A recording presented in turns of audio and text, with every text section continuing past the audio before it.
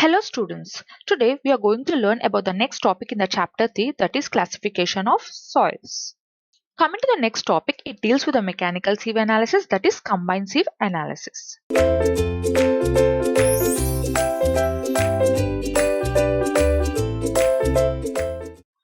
First, let us know what do you mean by combined sieve analysis. When both the mechanical and hydrometer methods are performed on the same soil, then that analysis is said to be the combined analysis.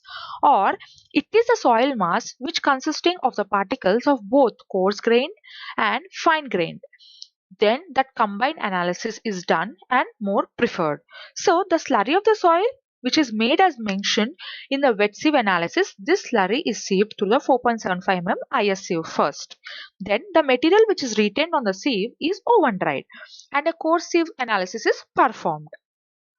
Later, the material which is retained on a 75 micron IS sieve is also oven dried and a sieve is analyzed is done using the set of fine sieves. So the suspension passing the 75 micron sieve is mixed with a deflocculating agent if not already done. So later the hydrometer test is performed on the suspension.